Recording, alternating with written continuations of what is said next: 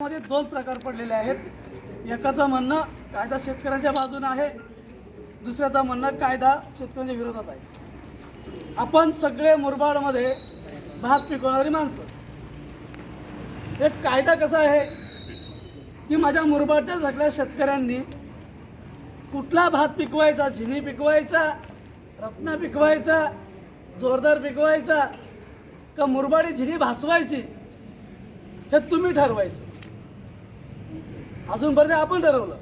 या कायद्यामध्ये आपण आपल्या शेतामध्ये कुठला भात पिकवायचा हे आपण ठरवणार नाहीत. तर मुरबाडची काही एकर जमीन जी भातासाठी पाण्यासाठी उपयुक्त आहे ही अंबानीला दिली जाते, ही अदानीला दिली जाईल.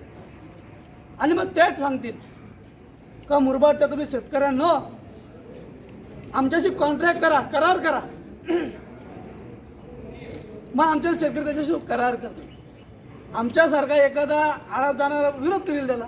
मी तुझ्याशी नाही कॉन्टॅक्ट करत, आमचा करार रद्द, आम्हाला तुमच्याशी करार करायचं नाही. मी 5-25 शेतकरी घेऊन त्याच्या विरोधात जाईल.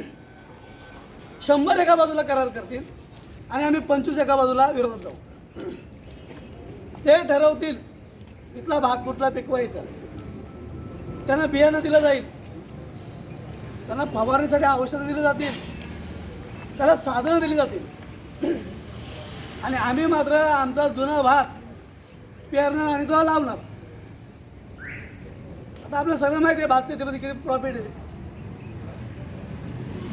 आवणीला जातात 3,000 रुपये, सरायला जातात 5,000 रुपये, झोडायला जातात आणि भात निघतो 3,000चा. ही आपली जशी शेती. मग जे भात लावला जाईल कॉन्ट्रॅक्ट पद्धतीने, करार पद्धतीने, त्यांना एक भाव दिला जाईल.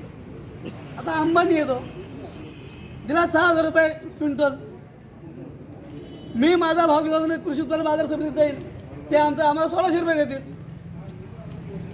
मग 1,600 रुपये दिल्याच्या नंतर माझी बायको मला बोलेल तर तुम्ही असं 150 आहेत, त्या दिलीप भाऊसारखा तुम्ही जर करार केला असता तर आपल्याला हातात 6,000 रुपये आले असते. आमच्या भेंडीवाल्यांचं पण तेच होईल. आमचा भेंडीचा माळ ते विकत घेतील, हमी भाव ते देतील, वाढीव भाव देतील.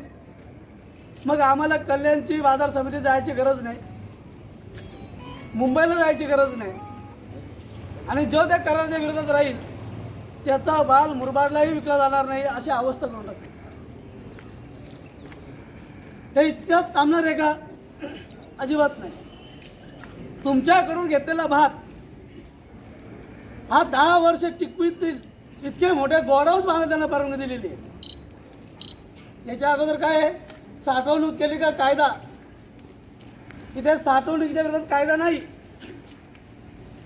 त्यामुळे त्यांनी 3 वर्ष भात साठवून ठेवला. आणि मी 3 वर्ष कृषी उत्पन्न बाजार समितीत भात घेऊन गेलो. पहिल्या वर्षी मला 1,600 भाव देतील, दुसऱ्या वर्षी त्यांच्याकडं विकायला शेतकरी नसल्यामुळं ते बंद करून टाकतील. बाजार समिती बंद झाली का माझं नाक आणि तोंड बंद झालं. ना इलाजाने मला ती जमीन सोडून द्यावी लागेल आणि मग मला मजुरी करावी लागेल. मग तुम्ही करार केले म्हणून तुम्ही फायदा जात का? दुसऱ्या वर्षी तुम्हाला 4,000चा भाव दिला जाईल. तुमच्या भाताची उंची तपासली जाईल, क्वालिटी तपासली जाईल, भाती छापला ते समजतील. मग तुम्हाला आला 4,000चा भाव. तुमचा बियाणं फवारणी झाला 6,000 आणि भाताला भेटले 4,000. मग तुमच्या अंगावर 2,000चा कर्ज आला. तो 2,000चा कर्ज तुमच्या 7/12 दिला जाईल. अंबानीचा 2,000चा कर्ज. आमचा कसं कृषी उत्पन्न बाजार समितीचं कर्ज असतं आपल्या. आणि मग आपण सोसायटी फेडायला मोर्चे काढतो. इथे मोर्चे काढता येणार नाहीत.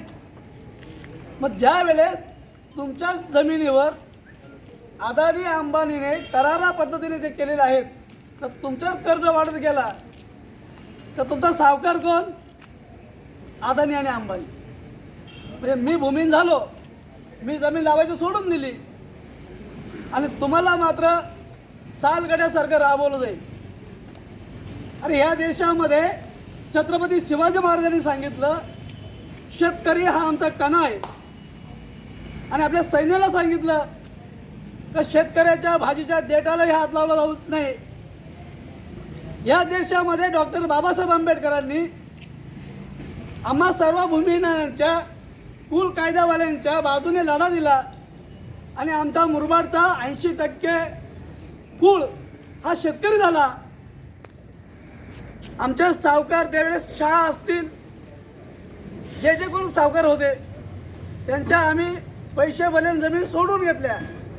पण अदानी आणि अंबानीकडून आपण जमिनी सोडू शकणार नाहीत, इतका भयानक हा विधायक आलेला आहे. मग तुम्ही भूमिहीन झाले, तुम्ही शेतमजूर झाले, तुम्ही तुमच्या जमिनीवर त्यांचे कसणारे सालगाडी झाले. इथपर्यंत कायदा संपला का? अजिबात नाही. त्यांच्या ज्या गोडाऊनमध्ये माल आहे तो गोडाऊनचा माल त्यांना विकायचा 3 वर्षानंतर. तुम्हाला घरामध्ये धान्य नाही, त्यांनी भाताचा भाव लावला 100 रुपये किलो तांदूळ.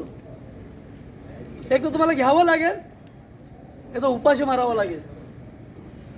तुमचा जो 6000 क्विंटलने भात घेतलेला, जे बाजार समितीत 1600 रुपये घेत होती, त्या 6000 क्विंटलच्या भाताला तांदूळ 100 रुपये किलो.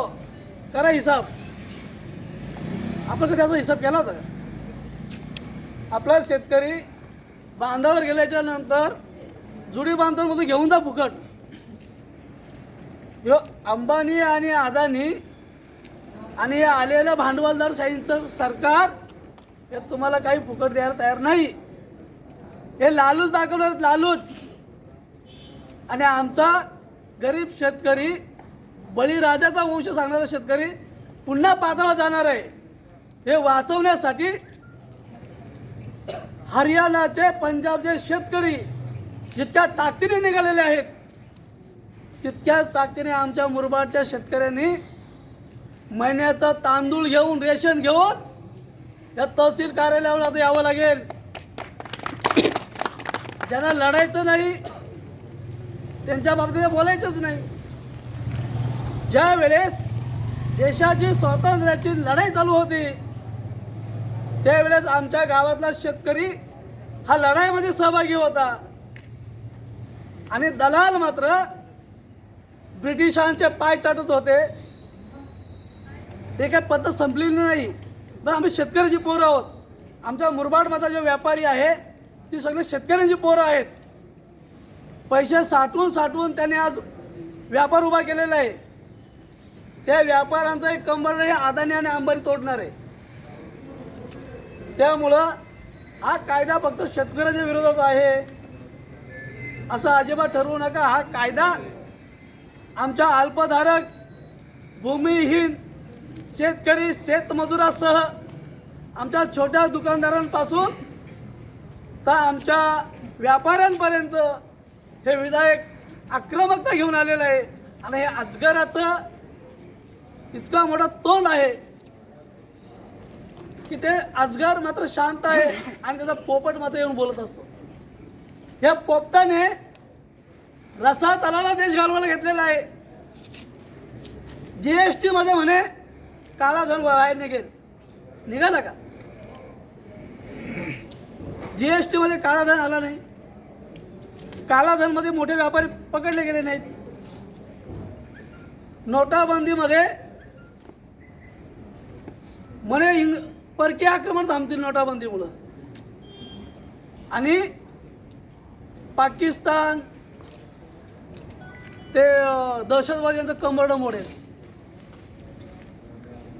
त्या बाँड्रीवर जे उभे आहेत ते शेतकऱ्यांची पोरं आहेत.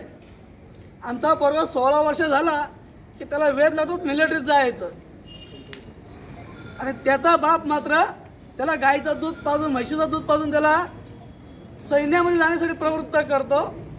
आणि हे मात्र व्यापारी अदानी अंबानीचा पोरगा त्याच पोरांवर बीट लावतो, पैसे लावतो आणि त्यांना मैदानामध्ये पळायला लावतो. बघितलं असेल आपण सट्टाबाजी, ज्याला तुम्ही 2020 म्हणतात ती. म्हणून मित्रांनो, हा विधायक कुठल्या राजकीय पक्षाच्या विरोधात नाही, हा त्या प्रवृत्तीच्या विरोधात आहे, जी प्रवृत्ती सावकारशाहींचा समर्थन करते, जी प्रवृत्ती सामंतशाहीचं समर्थन करते, जी प्रवृत्ती भांडवलदाराचं प्रतिनिधित्व करते, यांच्या विरोधामध्ये आम्ही आहोत. मुरबाडमधला हा शेतकरी, मुरबाडच्या विविध राजकीय पक्षाचे, व्यापारी संघटना, आमचा पोलीस बंदोबस्त यांनी सर्वांनी आम्हाला सहकार्य केलेलं आहे. आम्ही सर्व बंदला पाठिंबा देणाऱ्या सर्व प्रतिनिधींना मी विनंती करतो की आपण हे आपलं लेखी निवेदन माननीय तहसीलदारांसमोर द्यावं आणि तो महामहिम राष्ट्रपतींना द्यावे, पोहोचवतील अशी विनंती करतो. आलेल्या सर्व बांधवांचं, पत्रकार मित्रांचं, पोलीस बंदोबस्तांचं आपलं मनापासून धन्यवाद व्यक्त करून थांबतो. जय जय भारत, जय.